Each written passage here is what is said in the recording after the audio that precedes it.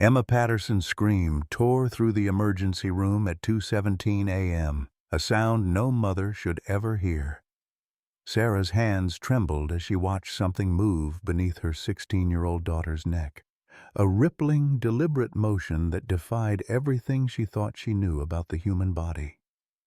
"There's something alive in there, Mom," Emma gasped, her fingers clawing at the grotesque swelling that had consumed the right side of her throat. What had started 3 weeks ago as a simple pimple now pulsed with its own horrible rhythm.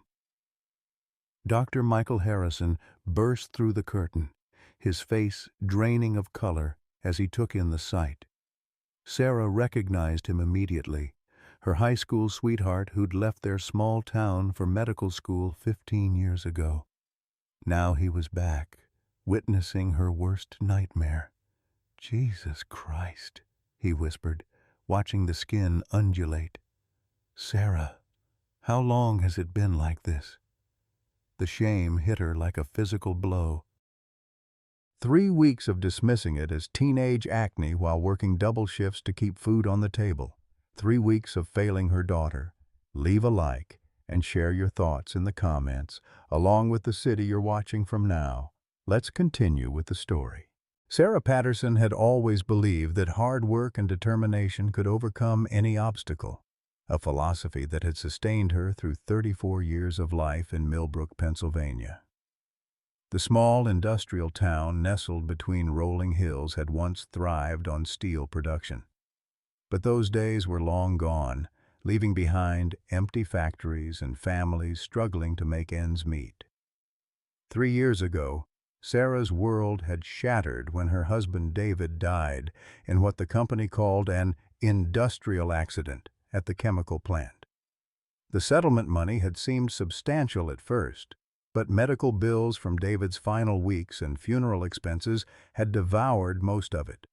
What remained barely covered the deposit on their cramped apartment in Sterling's Riverside complex, the only housing she could afford on her combined income from the Sunrise Diner and her night cleaning job at the medical center. Emma had handled the transition with remarkable grace, throwing herself into her studies with fierce determination.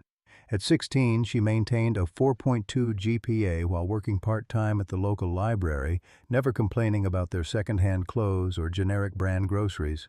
Sarah often found her daughter studying by lamplight at the kitchen table, textbooks spread around her like armor against an uncertain future. Their neighbor, Margaret Thompson, had appeared in their lives like a guardian angel. The silver-haired woman in her late 60s seemed to have unlimited time to help with Emma's homework and always had fresh cookies cooling on her windowsill. Margaret's small apartment across the hall was immaculate, filled with medical journals and photographs of places Sarah had never been. When asked about her past, Margaret would smile mysteriously and change the subject. Robert Sterling, their landlord, presented a stark contrast to their daily struggles. His expensive suits and cold demeanor reminded everyone in the complex of their place in Millbrook's social hierarchy. Sterling Properties owned half the town, including the apartment complex and several businesses downtown.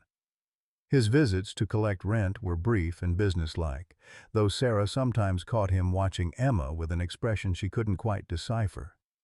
The Riverside complex itself told the story of economic decline, peeling paint, creaky stairs, and windows that rattled in their frames during winter storms. But it was home, and Sarah had made their small two-bedroom apartment as comfortable as possible with thrift store finds and Emma's artwork decorating the walls.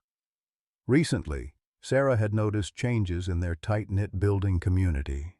Whispered conversations stopped when she approached, and some neighbors seemed unusually interested in Emma's whereabouts. Margaret had become more protective, insisting on walking Emma home from the library each evening and asking pointed questions about her health and activities. Sarah dismissed these concerns as small-town gossip, focusing instead on the immediate challenge of keeping their lives stable. She had no way of knowing that forces beyond her understanding were already in motion, threatening everything she held dear. It started on a humid Tuesday afternoon in late August when the summer heat pressed down on Millbrook like a heavy blanket. Emma had spent the morning with her best friend Jessica at Willowbrook Creek, the lazy waterway that meandered through the woods behind their apartment complex. The creek had always been their escape from the suffocating atmosphere of the riverside apartments, a place where teenagers could forget about overdue bills and uncertain futures. "Race you to the big oak tree," Jessica had called, diving into the murky water with the fearless abandon of youth. Emma followed, swimming through patches of algae and debris that had accumulated near the old concrete drainage pipe. She surfaced laughing, pushing wet hair from her face, unaware that something microscopic had found its way into a tiny scratch on her neck from a low-hanging branch. By evening, Emma had forgotten about the small irritation. She made herself a sandwich while her mother rushed between her day shift at the diner and her evening cleaning job, leaving behind a hastily scribbled note about leftover casserole in the refrigerator. The note ended with, "Love you, baby girl," in Sarah's hurried handwriting, a small comfort in their increasingly disconnected lives. The next morning, Emma noticed a small red bump just below her hairline as she prepared for school. She dabbed concealer over it and dismissed it as stress-related acne. College application deadlines were approaching, and her part-time library job had increased her hours. The bump was tender to the touch, but hardly unusual for a 16-year-old dealing with the pressures of academic excellence on a shoestring budget. Margaret Thompson appeared at their door that afternoon with a plate of oatmeal cookies still warm from the oven. "How's our scholar today?" she asked with the gentle smile that had made her indispensable to their small family unit. Emma showed her the bump, expecting reassurance. Margaret's expression changed almost imperceptibly, her experienced eyes cataloging details that Emma couldn't understand. "Probably just a clogged pore, dear," she said carefully, though her fingers lingered on Emma's neck with the practiced touch of someone who had once known medical procedures intimately. "Keep it clean, and don't pick at it." Over the following days, Emma found herself unconsciously reaching for the spot, which had grown from a pinprick to the size of a small pea. The skin around it felt warm and slightly raised, with a hardness beneath that made her stomach flip with unease. She began wearing turtlenecks despite the lingering heat, telling herself it would heal faster if left alone. Sarah barely noticed her daughter's wardrobe change, caught up in the relentless cycle of double shifts and mounting bills. The electricity company had sent a final notice, and rent was due in 2 weeks. When Emma mentioned the persistent pimple over a hurried breakfast, Sarah glanced at it briefly while checking her work schedule on her phone. "Just typical teenage skin stuff, honey," Sarah mumbled, grabbing her keys and rushing toward another 12-hour day. "There's some acne cream in the bathroom cabinet." But the over-the-counter medication seemed to make things worse. By Friday, the bump had doubled in size and developed an angry red rim that pulsed with its own rhythm. Emma caught Jessica staring at it during lunch, her friend's expression shifting from curiosity to concern. "Em, that doesn't look normal," Jessica whispered. "My mom's a nurse. She says anything that changes that fast needs medical attention." Emma's throat tightened with familiar anxiety. Medical attention meant doctors, and doctors meant money they didn't have. She had overheard enough late-night phone calls between her mother and bill collectors to understand their financial situation. Adding medical expenses would push them over the edge into real crisis. "It's fine," Emma insisted, pulling her turtleneck higher. "Mom says it's just acne." But privately, Emma had begun researching her symptoms online during her library shifts. The results ranged from harmless cysts to terrifying possibilities that made her close the browser windows quickly. She started a journal, documenting the changes with scientific precision that would have made her deceased father proud. Margaret's visits became more frequent, always with some excuse. Borrowed sugar, a misdelivered package, concern about strange noises in the building. Her questions grew more pointed, focusing on Emma's health, her swimming habits, and whether she had noticed anything unusual about the creek or the building itself. "Has anyone else been getting sick lately?" Margaret asked one evening while helping Emma with calculus homework. "Any of your classmates complaining of skin problems or feeling unwell?" Emma looked up from her equations, suddenly remembering that Tommy Chen from her chemistry class had missed several days due to what his girlfriend called a gross neck thing. And hadn't Maria Santos been wearing scarves despite the heat wave? "Why do you ask?" Emma said, her pen hovering over unfinished problems. Margaret's smile didn't quite reach her eyes. "Oh, just wondering if there's something going around. You know how these things spread in schools." The weekend brought no relief. The swelling had progressed to the size of a walnut, and Emma could no longer turn her head fully to the right. She spent hours in front of the bathroom mirror, trying to understand what was happening to her body. The center of the bump had developed a small dark spot that seemed to shift when she wasn't looking directly at it. Sunday evening, as Sarah finally had a few hours between jobs, Emma worked up the courage to show her mother the full extent of the problem. Sarah's face went white when she saw how dramatically the condition had progressed. "Oh my God, Emma, why didn't you tell me it was this bad?" Sarah's hand shook as she examined the grotesque swelling. Her minimal first aid training from her diner job told her this was beyond anything she could handle at home.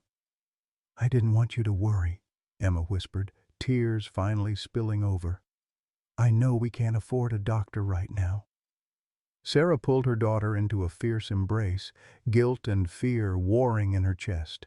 How had she missed something this serious? How had her focus on survival blinded her to her daughter's suffering?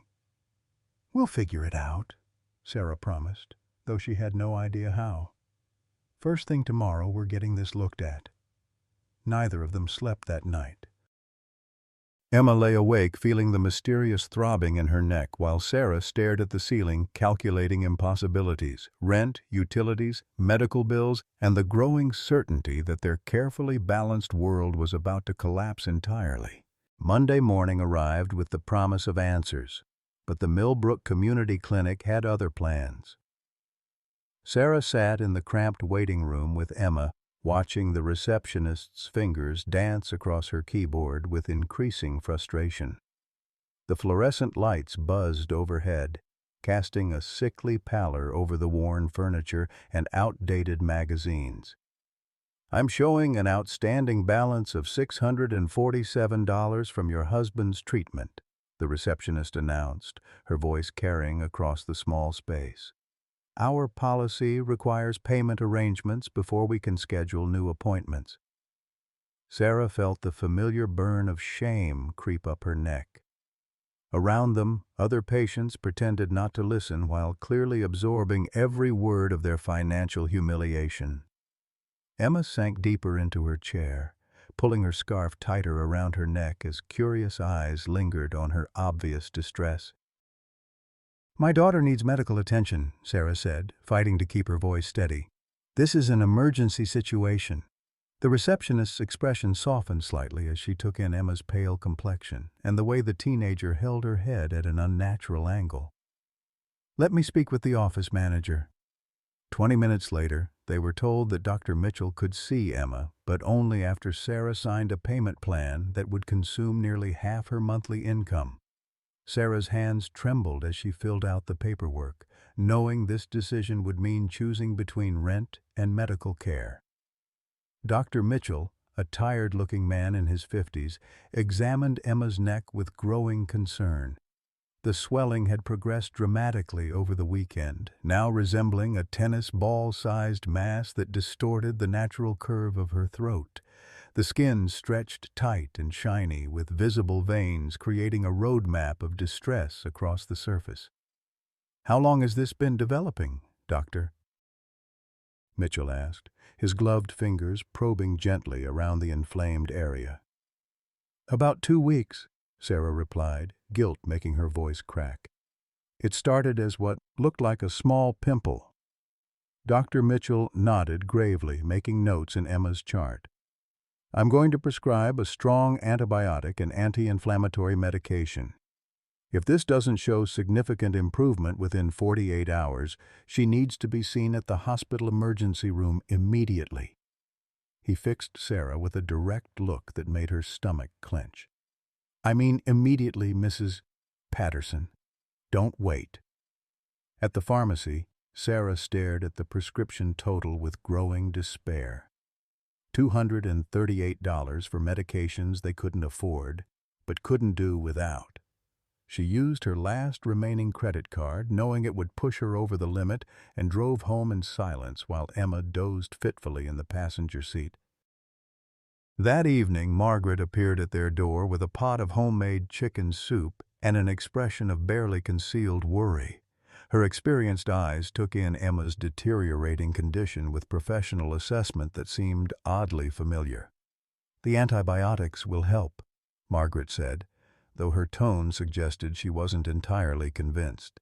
She sat beside Emma on their threadbare couch, smoothing the teenager's hair with gentle fingers. But sometimes these things get worse before they get better. You talk like you've seen this before, Sarah observed, noticing how Margaret's touch lingered on Emma's forehead, checking for fever with practiced efficiency. Margaret's smile was enigmatic. I've seen many things in my time, dear. The important thing is getting Emma the care she needs. Tuesday brought devastating news from multiple directions. Sarah's supervisor at the diner called to inform her that missing work the previous day had violated their attendance policy. They were letting her go, effective immediately. 3 hours later, the night cleaning service followed suit, citing reliability concerns. Emma's condition showed no improvement despite the expensive medications. The antibiotics seemed to have no effect on the grotesque swelling, which had developed an alarming blue-black discoloration around the edges. Worse, Emma reported feeling something moving beneath the skin, a sensation that made Sarah's blood run cold with maternal terror. It's probably just inflammation causing pressure on the nerves, Sarah said, trying to convince herself as much as Emma. But privately, she couldn't shake the memory of her husband David's final days when mysterious symptoms had been dismissed until it was too late. Margaret's visits became more frequent, always bringing food or offering to help with household tasks. Her questions grew more pointed, focusing on Emma's activities around the creek and whether she had noticed anything unusual about the water quality or wildlife in the area. Has anyone else in the building been getting sick?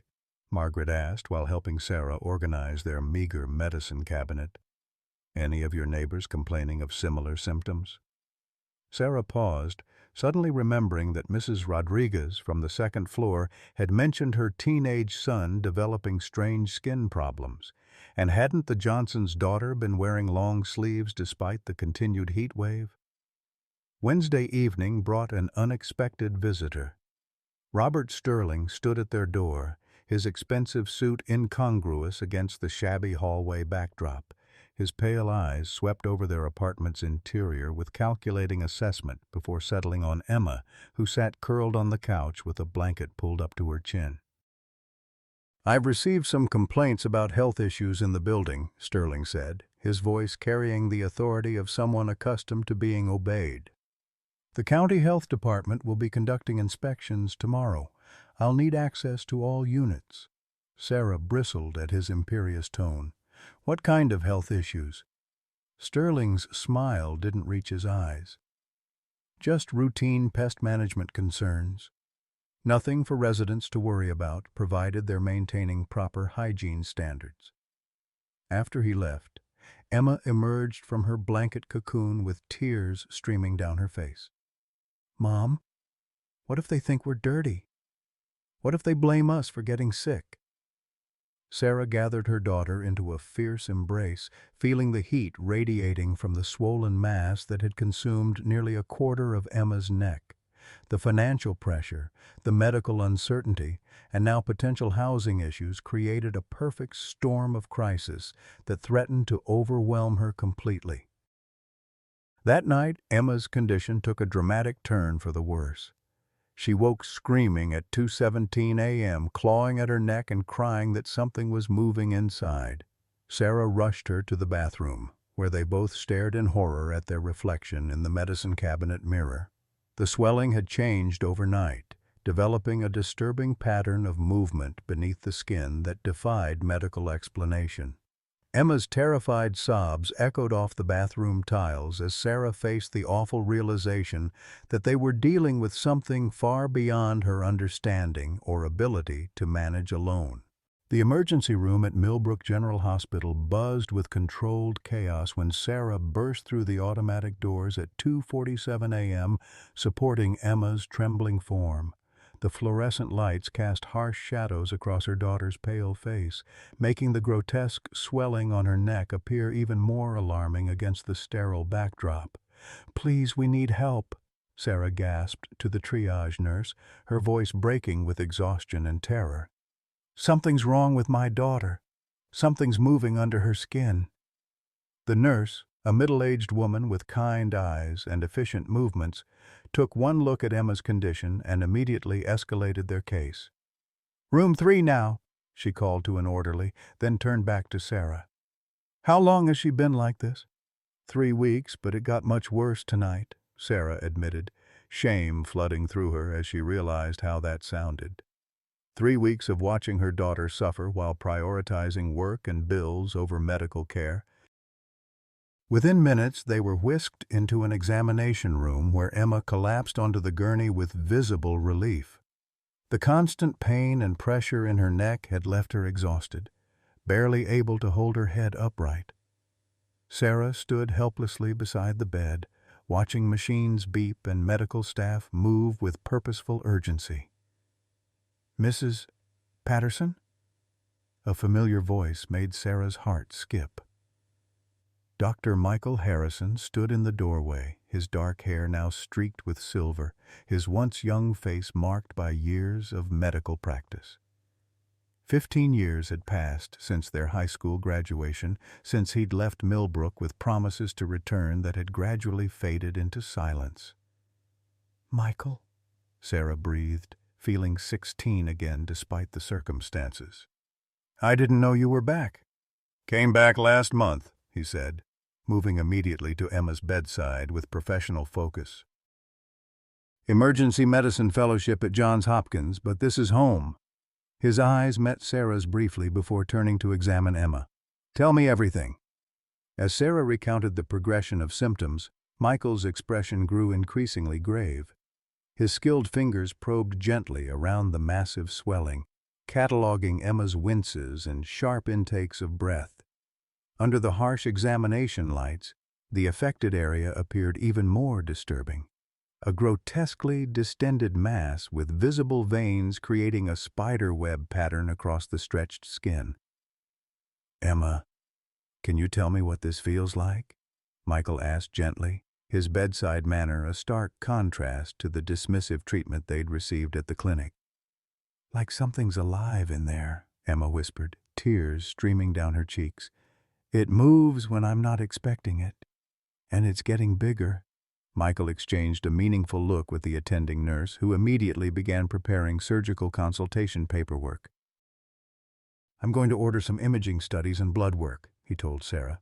"We need to understand exactly what we're dealing with here." The next few hours passed in a blur of medical procedures and mounting anxiety. The CT scan revealed a complex mass with unusual characteristics that left the radiologist scratching his head. Blood tests showed elevated white cell counts and inflammatory markers that suggested severe infection, but the specific pathogen remained unidentified. Margaret Thompson appeared in the waiting room at dawn, carrying a thermos of coffee and wearing an expression of deep concern that seemed oddly personal for a neighbor. Her silver hair was perfectly arranged despite the early hour, and she moved through the hospital corridors with a familiarity that suggested previous experience in medical settings. "How is she?" Margaret asked, settling beside Sarah in the uncomfortable plastic chairs that populated the family waiting area.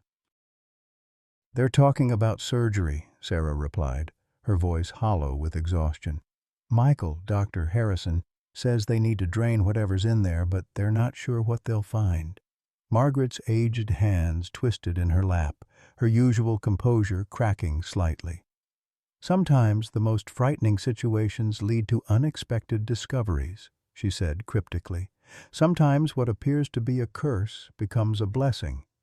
Before Sarah could ask what she meant, Dr. Harrison appeared with a surgical consent form and a grave expression.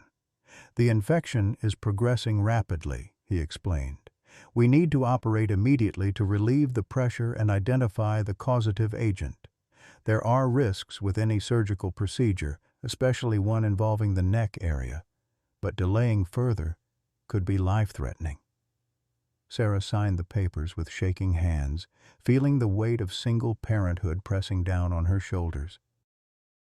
In moments like this, she missed David with an intensity that took her breath away. He would have known the right questions to ask, would have provided the steady presence that Emma needed. As they prepared Emma for surgery, the teenager grabbed her mother's hand with desperate strength. "Mom, what if something goes wrong? What if I don't wake up?" "You're going to be fine, baby girl," Sarah promised, though her own doubts threatened to overwhelm her. "Dr. Harrison is the best, and I'll be right here when you wake up." Margaret stepped forward unexpectedly, placing a gentle hand on Emma's forehead. "You're stronger than you know, sweetheart," she said with quiet conviction. "Sometimes we have to go through darkness to find the light." The surgical waiting room became Sarah's world for the next 4 hours. Margaret remained steadfast beside her, offering quiet support and mysteriously appearing with coffee or sandwiches whenever Sarah's energy flagged. The older woman seemed to know exactly when to speak and when to maintain comforting silence, as if she had extensive experience with medical crises. Other families came and went, their own dramas playing out in hushed conversations and anxious glances at the surgical board. Sarah found herself studying their faces, wondering if they too were struggling with impossible choices between financial survival and family welfare. Dr. Harrison finally emerged from surgery at 11:30 a.m., still wearing his scrubs and an expression that Sarah couldn't quite read. Relief mixed with confusion and something that looked almost like amazement crossed his features as he approached. "The surgery went well," he began, and Sarah felt her knees go weak with relief. "Emma is stable and recovering. But Sarah, we found something unprecedented." Margaret leaned forward in her chair, her eyes sharp with an intensity that seemed disproportionate to neighborly concern. "What kind of something?" Michael hesitated, clearly struggling with how to explain the inexplicable. The mass contained multiple organisms that appear to be living in symbiosis with Emma's tissue. They've created an elaborate network that seems to be filtering toxins from her bloodstream. Sarah's medical knowledge, limited though it was, reeled at the implications. "Parasites? Something was living inside my daughter?" "Not exactly parasites," Michael corrected carefully. "More like partners. And Sarah, there's something else. The blood work revealed that Emma has early-stage lymphoma. These organisms appear to have been consuming the cancerous cells." The waiting room seemed to tilt around Sarah as she processed this information. Her daughter had cancer, but some mysterious creatures had been fighting it without their knowledge. The nightmare of the past 3 weeks suddenly took on an entirely different meaning. Margaret's reaction was the most surprising. Instead of shock or horror, her face showed something that looked almost like satisfaction, as if she had been expecting exactly this revelation. "Where could she have been exposed to something like this?" Sarah asked, her mind racing through possibilities. Michael's expression darkened.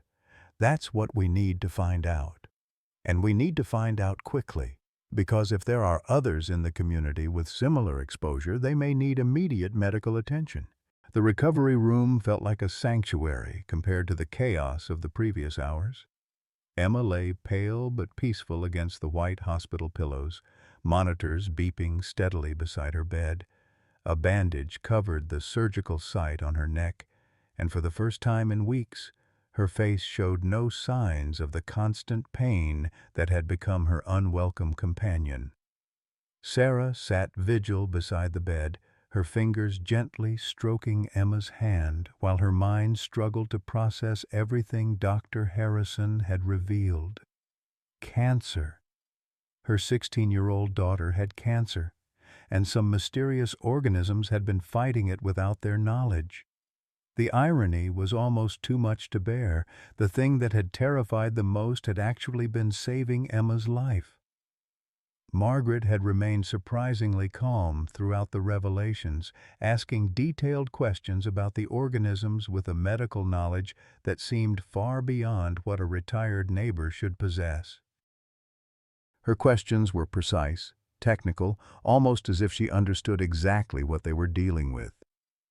"How long have you known?" Sarah asked suddenly, turning to face the older woman who had become such an integral part of their lives. Margaret's weathered hands stilled in her lap. "Known what, dear?" "About the cancer. About what was really happening to Emma." Sarah's voice carried an edge of suspicion that had been building throughout the morning. "You've been asking too many specific questions, showing up at exactly the right times. No one is that good a neighbor by accident." Before Margaret could respond, Dr. Harrison entered the room with a thick file folder and an expression that mixed medical excitement with deep concern. "Emma's awake and asking for you," he told Sarah, then turned to Margaret with curious eyes. "I understand you have some medical background, Mrs. Thompson?" Margaret's composure cracked slightly. "I was a research nurse many years ago. At the CDC, actually, specializing in unusual disease vectors and environmental health impacts." The revelation hit Sarah like a physical blow. "The CDC? And you just happened to move in across the hall from us?" "It wasn't coincidence," Margaret admitted, her voice barely above a whisper. "I've been monitoring environmental health issues in this area for the past 3 years, ever since the first reports of unusual wildlife deaths near Willowbrook Creek." Dr. Harrison's eyes sharpened with professional interest. "What kind of environmental issues?" Margaret opened her purse and withdrew a small notebook filled with detailed observations and measurements. Water contamination, unusual algae blooms, and a significant increase in parasitic organisms that shouldn't exist in this geographic region. Someone has been dumping industrial waste into that creek system for years. Sarah felt the room spinning around her. "You've been using us." "Using Emma as some kind of research subject." "No," Margaret said firmly, rising from her chair with surprising strength. "I've been protecting you, both of you. When I realized Emma had been exposed to the contaminated water, I knew what was likely to happen. Those organisms don't just randomly appear in human tissue, they're attracted to specific cellular abnormalities." Dr. Harrison leaned forward intently. "You're saying these organisms specifically target cancer cells?" "Among other things," Margaret confirmed. "The industrial contamination created a unique ecosystem where certain parasitic species evolved rapidly. They've developed the ability to process heavy metals and chemical toxins while simultaneously identifying and consuming abnormal cellular growth." Emma stirred on the hospital bed, her eyes fluttering open to focus on the 3 adults gathered around her. "Mom?" she whispered, her voice hoarse from the anesthesia. Sarah immediately moved to her daughter's side, pushing aside her anger at Margaret's deception to focus on what mattered most. "I'm here, baby girl. How are you feeling?" "Different," Emma said slowly, her hand moving instinctively toward the bandaged area on her neck. "Like something was pressing on me for weeks, and now it's gone." but also like part of me is missing. Dr. Harrison checked Emma's vital signs and pupil response before addressing the elephant in the room. Emma, we need to talk about what we found during your surgery. You're going to need ongoing treatment for a condition that was hidden by the infection in your neck. Emma's eyes widened with fear. What kind of condition? Sarah took her daughter's hand, drawing strength from Margaret's earlier words about darkness leading to light. You have a type of blood cancer called lymphoma, honey. But it's in the very early stages, and the doctors caught it because of what happened with your neck. The organisms in your system were actually fighting the cancer cells. Dr. Harrison explained gently. In a way, they were trying to help you, even though they caused the infection that brought you to our attention. Emma processed this information with the remarkable resilience that had carried her through their family's financial struggles. So, the scary thing was actually the good thing? It's more complicated than that, Dr. Harrison said. But yes, in essence, your body was fighting a battle you didn't even know was happening. Margaret stepped closer to the bed, her eyes glistening with unshed tears. Emma, I need you to know that everything I've done has been to protect you and your mother. I should have been more honest from the beginning, but I was afraid you wouldn't trust me if you knew the truth. What truth? Emma asked, though something in her expression suggested she might already suspect. Sarah felt her world shift again as Margaret's composure finally crumbled completely. I'm your grandmother, sweetheart. Your father's mother. I gave up custody of David when he was small because I was struggling with my own problems. But I never stopped loving him or watching over him from a distance. The silence in the hospital room was deafening. Emma stared at Margaret with wide eyes, while Sarah struggled to reconcile this revelation with everything she thought she knew about their family history. David told me his mother died when he was young, Sarah said slowly. His father told him that to punish me for leaving, Margaret replied, tears now flowing freely. By the time I got my life together and tried to reconnect, David had already enlisted and met you. I was too ashamed to approach him directly, too afraid of rejection. Emma's voice was small but steady. You've been taking care of us because we're your real family.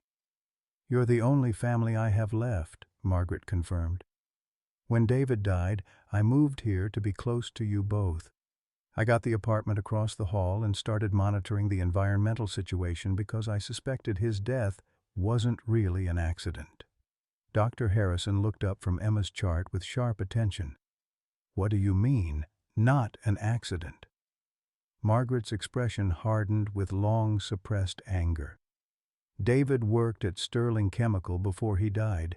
He was asking questions about waste disposal practices and water contamination. 3 days after he filed a complaint with the EPA, he had his accident. The pieces began falling into place with horrifying clarity. Sarah remembered David's growing agitation in his final weeks, his mysterious late-night phone calls, and his insistence that they needed to move away from Millbrook. She had attributed his behavior to work stress, never imagining he might have been trying to protect them from something far more sinister. Robert Sterling, Sarah breathed, the name carrying new weight and menace. Robert Sterling, Margaret confirmed grimly. The man who owns your apartment building, half the town, and the chemical plant that's been poisoning this community for years. The weight of Margaret's revelations settled over the hospital room like a suffocating blanket. Emma lay propped against her pillows, processing the news that the woman who had been their guardian angel was actually her grandmother, while Sarah struggled with the implications of David's death being anything other than a tragic accident. Dr. Harrison broke the tense silence, his medical training taking precedence over the family drama unfolding before him. We need to focus on Emma's immediate medical needs, he said firmly. The lymphoma requires aggressive treatment, and we need to start chemotherapy within the next few days. Sarah's stomach plummeted at the word chemotherapy. Images of David's final weeks flooded her mind, the weakness, the nausea, the astronomical medical bills that had consumed their savings. "How much will it cost?" she asked, her voice barely audible. "The treatment protocol will run approximately $40,000 to $60,000 over 6 months, Doctor." Harrison replied gently, "But Emma's insurance should cover most of it." "We don't have insurance," Sarah admitted, shame burning in her throat. "I lost both jobs this week, and our COBRA payments lapsed last month." Margaret stepped forward with quiet determination. "I have money set aside, David's inheritance plus my own savings from 30 years at the CDC. Emma's treatment will be covered." Sarah's pride flared despite their desperate circumstances. "I can't take money from you. I don't even know you, not really. How do I know this isn't some elaborate scheme?" "Because I'm dying," Margaret said simply, her words hitting the room like a physical blow. "Pancreatic cancer, diagnosed 6 months ago. The doctors give me another year at most. That money was meant for David's children anyway." Emma struggled to sit up straighter, her young face contorting with the effort to understand how her world had shifted so dramatically in a single day. "Grandma Margaret," she whispered, testing the words, "you've been sick this whole time, and you were taking care of us?" Margaret's weathered hand found Emma's with gentle precision. "Sometimes taking care of others is the only thing that makes sense when your own time is limited. I couldn't save your father, but I could try to protect you." The moment was interrupted by a commotion in the hallway, raised voices, and the sound of hurried footsteps. Through the partially open door they could see Robert Sterling striding down the corridor with 2 men in expensive suits, their expressions grim with purpose. "They're here for Emma," Margaret said, her voice tight with anxiety. "Sterling must have heard about the surgery, about what we found." Dr. Harrison stepped protectively between the door and Emma's bed. "What are you talking about? Why would anyone be here for my patient?" "Because Emma's condition proves the environmental contamination," Margaret explained urgently. "If word gets out that Sterling Chemical has been creating conditions that cause parasitic infections and cancer in children, it will destroy him financially and legally." Sterling appeared in the doorway as if summoned by their conversation, his pale eyes sweeping the room with calculating assessment. Behind him stood a man Sarah recognized as the mayor, and another she didn't know but whose expensive suit suggested legal representation. "Mrs. Patterson," Sterling said with false warmth, "I hope Emma is feeling better. Such a frightening experience for your family." "What do you want?" Sarah asked, instinctively moving closer to her daughter's bedside. "I wanted to discuss your living situation," Sterling replied smoothly. "Given the health concerns in the building, I think it would be best if you found alternative housing." Emma's voice cut through the tension with startling clarity. "You killed my father." The accusation landed like a bomb in the sterile hospital room. Sterling's face went white, then flushed with anger. "That's a serious allegation from a very sick young girl. Perhaps the medications are affecting her thinking." "Emma's thinking is perfectly clear," Dr. Harrison interjected, his professional authority adding weight to his words. "And as her attending physician, I'm asking you to leave. This patient needs rest, not confrontation." Sterling ignored the doctor, focusing instead on Sarah with predatory intensity. "Mrs. Patterson, you're facing enormous medical expenses with no income and no insurance. I'm offering you $50,000 to relocate quietly and sign a non-disclosure agreement. That's more money than you'll see in years of struggling to survive." The offer struck Sarah like a physical blow. $50,000 would cover Emma's initial treatment costs and give them breathing room to start over somewhere safe. But accepting it would mean abandoning any hope of justice for David's death and allowing Sterling to continue poisoning other families. "Mom, don't," Emma said weakly, reading her mother's internal struggle. "Dad wouldn't want us to take blood money." Margaret moved to the window, pulling back the curtain to reveal the parking lot below. You might want to reconsider your generous offer, Robert. It appears the EPA has arrived. Through the glass, they could see several government vehicles pulling into the hospital parking lot, their occupants emerging with the purposeful movements of federal investigators. Sterling's attorney grabbed his arm, speaking in urgent whispers about immediate legal consultation. "This isn't over," Sterling warned, his mask of civility completely abandoned. "You people have no idea what you're interfering with. This town depends on my company for jobs and tax revenue. Destroy me, and you destroy everything." "You already destroyed everything," Sarah replied, finding her voice and her strength. "You destroyed my husband, you poisoned my daughter, and you've been killing this community for years. We're not afraid of you anymore." Sterling's exit was swift and bitter, leaving behind an atmosphere of triumph mixed with deep foreboding.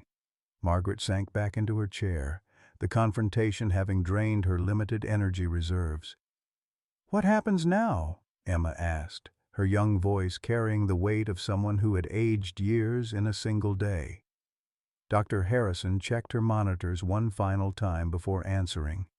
"Now, we focus on getting you well. The chemotherapy will be challenging, but your prognosis is excellent if we start treatment immediately." "And Sterling?" Sarah asked, though part of her was afraid to know. Margaret smiled with grim satisfaction. "Sterling Chemical will be shut down within the week.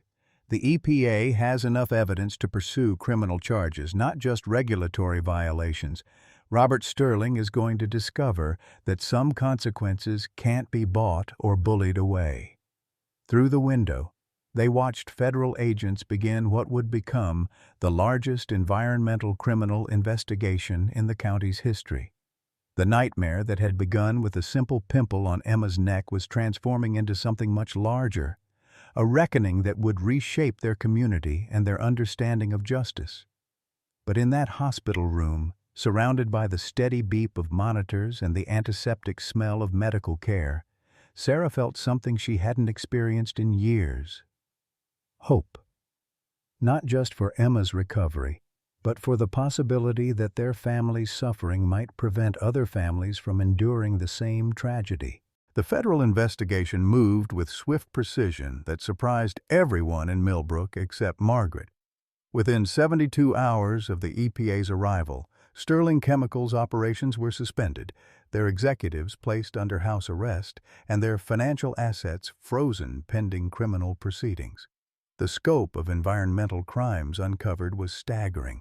20 years of illegal dumping that had contaminated not just Willowbrook Creek but the entire watershed that supplied drinking water to 3 neighboring counties.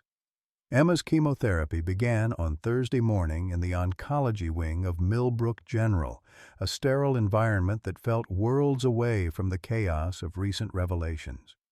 Sarah sat beside her daughter's treatment chair, watching poison drip slowly into Emma's veins, poison designed to kill the cancer that parasites had been fighting in secret.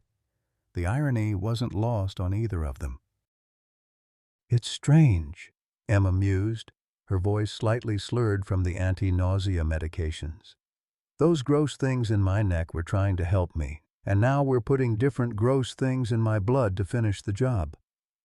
Dr. Harrison monitored the infusion with careful attention, adjusting dosages based on Emma's responses.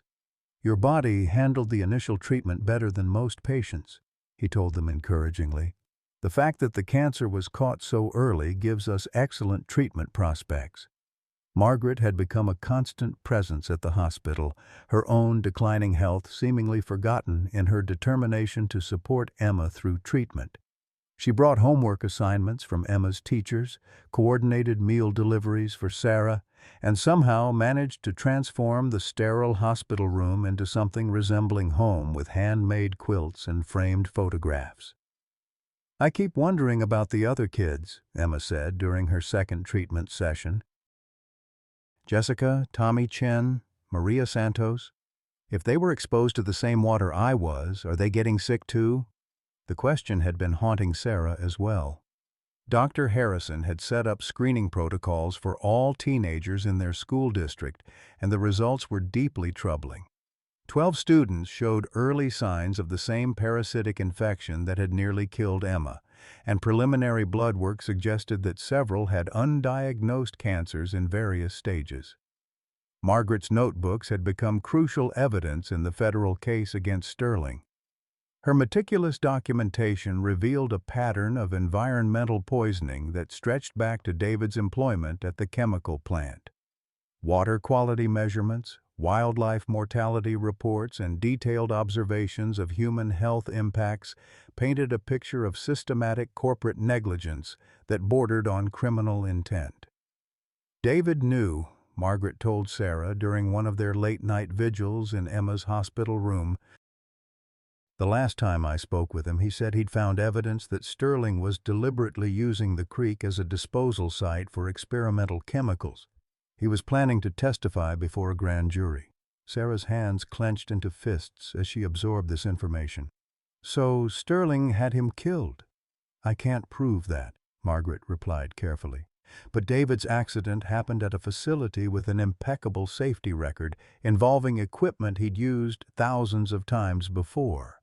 The timing was remarkably convenient for Sterling Chemical. The community response to Sterling's arrest was sharply divided. Many residents supported the prosecution, especially families with children showing symptoms of contamination exposure. But others worried about the economic impact of losing the town's largest employer. Sterling Chemical provided nearly 30% of Millbrook's jobs, and its closure would devastate an already struggling local economy. Sarah found herself at the center of heated community meetings where neighbors who had once ignored their struggles now demanded answers. Some blamed her family for bringing federal attention to their town, arguing that environmental concerns should be balanced against economic necessity. "Easy for you to say," Mrs. Rodriguez confronted Sarah at one particularly tense meeting. "Your daughter's getting free treatment at the hospital. What about the rest of us who lose our jobs and our homes when Sterling shuts down permanently?" The accusation stung, partly because it contained elements of truth. Margaret's financial support had indeed shielded them from the worst economic consequences of Emma's illness, while other families faced impossible choices between medical care and financial survival. Emma, despite her weakened condition from chemotherapy, insisted on attending these meetings. Her pale face and visible medical port made her a powerful symbol of Sterling's environmental crimes, but she refused to be treated as merely a victim. "My dad died because he tried to protect this community," she told the assembled crowd at one heated session. "If we let fear of economic hardship silence us now, then other families will go through what we've been through. Other kids will get sick, and some of them might not be as lucky as I was." Her words carried weight beyond her 16 years, shaped by experiences that had forced her to mature rapidly. The combination of cancer treatment, family revelations, and community controversy had transformed Emma from a typical teenager into something approaching a young adult activist. Sterling's legal team fought the charges aggressively, hiring expensive attorneys who argued that the environmental contamination was unintentional and that the health problems affecting local children were coincidental rather than causally related to their clients' business practices. They portrayed Sterling as a job creator whose regulatory violations were minor technical infractions rather than criminal behavior. Margaret's testimony became crucial to the prosecution's case. Her scientific credentials and detailed documentation provided the foundation for proving that Sterling had knowingly contaminated the local water supply over an extended period. But the stress of testifying, combined with her advancing cancer, took a visible toll on her health. "I need to tell you something," Margaret said to Sarah and Emma during what would prove to be one of their last conversations in the hospital. "The doctors say I have maybe 6 weeks left. The cancer has spread faster than expected." Emma's eyes filled with tears despite her own exhaustion from treatment. "But you just found us. We just became a real family." "We've been a real family since the day I moved across the hall from you," Margaret replied gently. "Blood doesn't make family. Love does. And I've loved you both from a distance for years. Sarah felt the familiar ache of impending loss, the same grief that had overwhelmed her when David died. But this time, the pain was mixed with gratitude for the time they'd had together and the sacrifices Margaret had made to protect them. "What happens to the case when you're gone?" Sarah asked, practical concerns mixing with emotional devastation. Margaret smiled with quiet satisfaction. "The evidence speaks for itself now. Sterling's conviction is inevitable. The question is whether he'll receive a sentence that matches the scope of his crimes." The federal prosecutors had indeed assembled an overwhelming case. Environmental samples, medical records, financial documents, and witness testimony created a compelling narrative of corporate environmental terrorism that had endangered an entire community for profit. Sterling faced potential sentences ranging from 20 years to life in prison, depending on whether prosecutors could prove that David's death was murder rather than coincidental accident. As Emma's treatment progressed and Margaret's health declined, their hospital room became an unlikely center of community healing. Neighbors who had initially blamed them for their economic troubles gradually came to understand the broader implications of Sterling's crimes. The realization that their own children had been unknowingly exposed to cancer-causing chemicals transformed anger into determination for justice. The truth about Sterling Chemical would ultimately reshape not just their small town, but federal environmental enforcement policies nationwide. But in that hospital room, surrounded by machines and medications and the quiet strength of family bonds, Sarah focused on what mattered most: Emma's recovery and the legacy of love that Margaret was determined to leave behind. 1 year later, Emma Patterson stood before a packed courthouse in the state capitol, her hand steady as she placed it on the leather-bound Bible. The chemotherapy had ended 6 months earlier, and her latest scans showed no trace of cancer. Her hair had grown back in soft waves that caught the morning light streaming through the tall windows, and the scar on her neck had faded to a thin silver line that she wore like a badge of courage. "Do you swear to tell the truth, the whole truth, and nothing but the truth?" the bailiff asked. "I do," Emma replied, her voice clear and strong as she took her seat in the witness box. Across the courtroom, Robert Sterling sat at the defendant's table, his expensive suit unable to mask the hollow look of a man whose empire had crumbled around him. His legal team had exhausted every appeal and delay tactic, but the evidence against him was overwhelming. Sarah watched from the gallery, her heart swelling with pride at her daughter's composure. The past year had been a journey through hell and back, but they had emerged stronger and more united than ever before. Margaret's death 3 months earlier had been devastating, but her legacy lived on through the Environmental Justice Foundation that bore her name and the scholarship fund she had established for children affected by corporate environmental crimes. Dr. Michael Harrison sat beside Sarah, their relationship having evolved from professional to personal over the months of Emma's treatment. He had proposed the previous week, and Sarah's engagement ring caught the light as she clasped her hands together nervously. They planned a small ceremony in the spring, with Emma serving as maid of honor and Margaret's memory honored through the reading of her favorite poem about resilience and renewal. "Emma, please tell the court about the day you first noticed the growth on your neck," the prosecutor requested gently. Emma's testimony was methodical and powerful.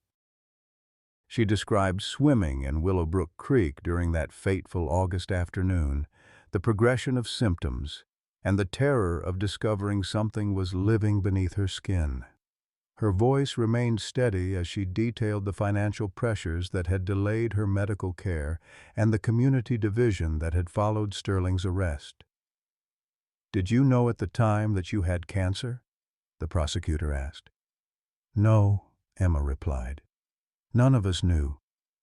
The organisms that were making me sick were also fighting the cancer cells that could have killed me. It's ironic that Mr. Sterling's pollution created both the disease and accidentally provided part of the cure." Sterling's defense attorney attempted to discredit Emma's testimony by questioning her medical knowledge and suggesting that her cancer might have developed naturally rather than as a result of environmental contamination. But Emma's responses were informed and articulate, shaped by a year of intensive education about her own condition and the science behind environmental health impacts. "Isn't it possible," the defense attorney pressed, "that you would have developed lymphoma regardless of your exposure to the creek water?" Emma looked directly at Sterling as she answered. 12 other students from my school developed similar cancers after swimming in the same contaminated water. The statistical probability of that being coincidental is essentially zero. Mr. Sterling's company created conditions that made children sick, and some of those children died because their families couldn't afford the medical care that I was fortunate enough to receive. The courtroom fell silent as the weight of Emma's words settled over the assembled observers. Sterling's face remained impassive, but his hands trembled slightly as he reached for his water glass. Sarah's testimony followed Emma's, focusing on the financial devastation that had accompanied her daughter's illness and the impossible choices faced by families without adequate resources. She spoke about David's death with controlled emotion, describing his growing concerns about the chemical plant's practices and the suspicious circumstances surrounding his fatal accident. "My husband died trying to protect this community," Sarah told the jury. "His death was ruled accidental, but the timing was remarkably convenient for Sterling Chemical. 3 days after David filed his EPA complaint, he was dead. The investigation was perfunctory, the insurance settlement minimal, and Sterling continued poisoning our water supply for 3 more years." Dr.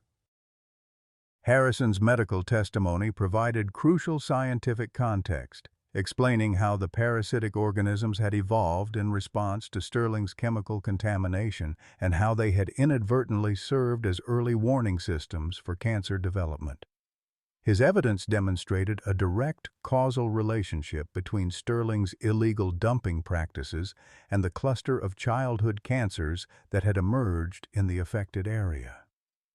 The prosecution's case was methodical and devastating. Financial records showed that Sterling had deliberately chosen illegal dumping over proper waste disposal to increase company profits. Internal communications revealed that company executives had known about health risks to the community, but had calculated that potential legal settlements would cost less than compliance with environmental regulations. Margaret's scientific documentation provided the foundation for proving systematic environmental contamination spanning 2 decades. Her photographs, water quality measurements, and health impact observations created an irrefutable timeline of corporate environmental terrorism that had endangered thousands of residents. The defense's arguments centered on economic necessity and regulatory complexity. Sterling's attorneys portrayed their client as a job creator whose regulatory violations were technical infractions rather than criminal behavior. They argued that shutting down Sterling Chemical had devastated Millbrook's economy and that the environmental cleanup costs were disproportionate to the actual harm caused. But their arguments crumbled under the weight of evidence and emotion. Parent after parent testified about children who had developed cancer, respiratory illnesses, and developmental disorders after exposure to Sterling's contamination. The medical costs alone exceeded $50 million, not including the immeasurable emotional trauma inflicted on hundreds of families. The jury deliberated for less than 4 hours before returning with guilty verdicts on all counts: criminal environmental contamination, conspiracy to violate federal environmental laws, reckless endangerment of public health, and obstruction of justice. The evidence supporting charges related to David's death had been circumstantial, but the environmental crimes carried potential life sentences that would ensure Sterling never again posed a threat to any community. Judge Patricia Morrison delivered the sentence with barely controlled anger. "Mr. Sterling, your crimes represent one of the most egregious examples of corporate environmental terrorism in this state's history.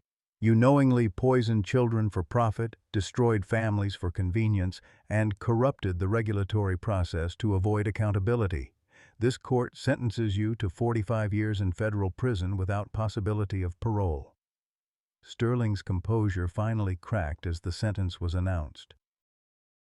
His shoulders shook with quiet sobs as the bailiff approached with handcuffs, his empire of environmental destruction finally collapsing under the weight of justice, long delayed.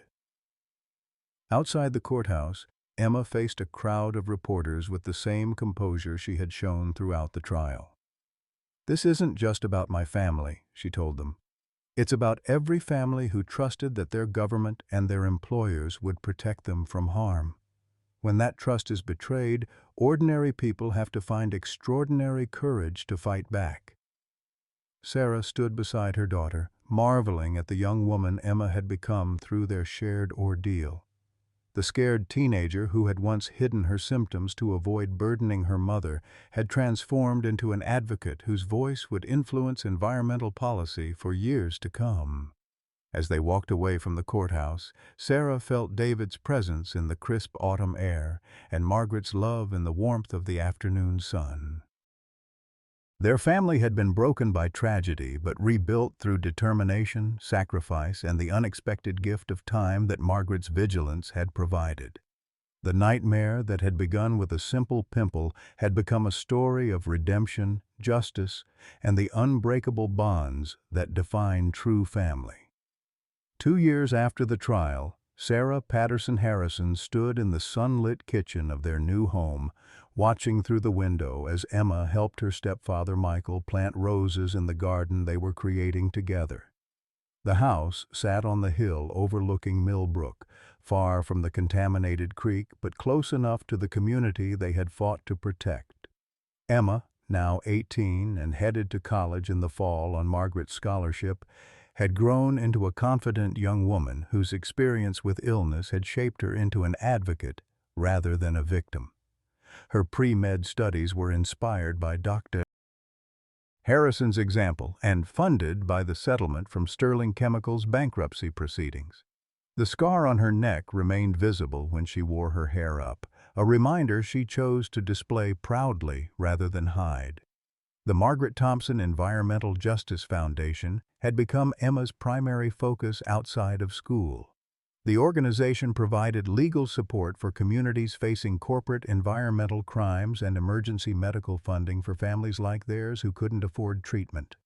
Emma's testimony before congressional subcommittees had influenced new federal legislation requiring stricter oversight of industrial waste disposal and faster medical screening for communities near chemical facilities. Sarah's role as the foundation's executive director had given her purpose beyond survival for the first time in years. Her own experience navigating the healthcare system while facing financial ruin had taught her how to help other families advocate for their children's needs. The work was emotionally demanding but deeply fulfilling, allowing her to transform their family's tragedy into protection for others. Michael's medical practice had evolved to include environmental health specialization, treating patients whose illnesses stemmed from corporate contamination. His research into the parasitic organisms that had saved Emma's life had contributed to breakthrough cancer treatments that were now being tested in clinical trials across the country. The irony that Sterling's pollution had accidentally created a medical miracle was not lost on any of them.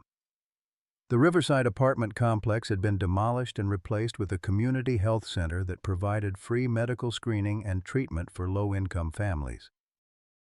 Sterling Chemical's former headquarters now housed the regional EPA office, its investigators working to prevent other communities from suffering Millbrook's fate. Robert Sterling died in federal prison 6 months into his sentence, alone and unrepentant. His funeral was attended only by his lawyer and a single reporter documenting the end of an era. Sterling Chemical's assets had been liquidated to fund environmental cleanup efforts and victim compensation, but the full restoration of Willowbrook Creek was expected to take decades. The financial settlement had allowed Sarah and Emma to start over, but more importantly, It had given them the resources to help others facing similar battles. Margaret's inheritance had grown through careful investment into an endowment that would support environmental justice work long after they were gone.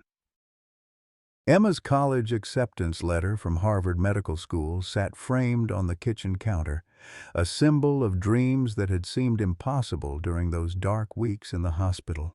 Her application essay about finding hope in the midst of medical crisis had moved the admissions committee to tears and earned her early acceptance despite fierce competition.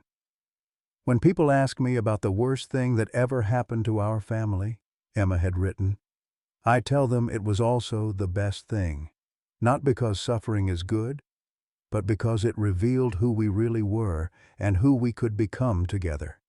The thing that nearly destroyed us became the foundation for everything we built afterward." Michael joined Sarah at the kitchen window, slipping his arms around her waist as they watched Emma examine the soil with the scientific curiosity that would serve her well in medical school.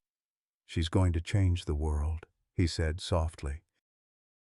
"She already has," Sarah replied, thinking of the families who had received help from Margaret's foundation and the children whose lives had been saved by environmental protections Emma's advocacy had strengthened. The roses they were planting were Margaret's favorite variety, a memorial garden that would bloom each spring in remembrance of the woman who had protected them from a distance before finally claiming her place in their family.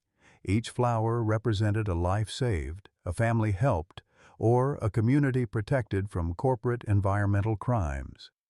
As evening approached, they gathered around the dinner table that had once seemed too large for their small family, but now felt perfectly sized for the chosen family they had created. Emma shared updates from her foundation work while Michael discussed his latest research findings, and Sarah planned the next congressional testimony that would further strengthen environmental protections. Their conversation was interrupted by the doorbell. Emma jumped up to answer it, returning with a young mother and her 6-year-old son who bore the telltale signs of environmental illness that Sarah had learned to recognize. The woman's story was heartbreakingly familiar. A chemical plant, contaminated water, sick children, and a healthcare system that seemed designed to protect corporations rather than families. "We heard about your foundation," the woman said, tears streaming down her face. "Our doctor says my son needs specialist treatment we can't afford, and the company says they're not responsible." Sarah felt the familiar stirring of righteous anger that had sustained her through their darkest days. "You've come to the right place," she said firmly. "We'll help you fight this, and we'll make sure your son gets the treatment he needs." Emma was already pulling out her phone to contact their legal team while Michael examined the boy with gentle expertise. The cycle of advocacy and protection continued, fueled by the knowledge that their family's suffering had meaning only if it prevented others from enduring similar pain. Later that night, as Sarah tucked the visiting family into their guest room and Emma compiled evidence for their legal case, she reflected on the journey that had brought them to this moment. The nightmare that had begun with a simple pimple had transformed into a calling that gave their lives purpose beyond personal happiness.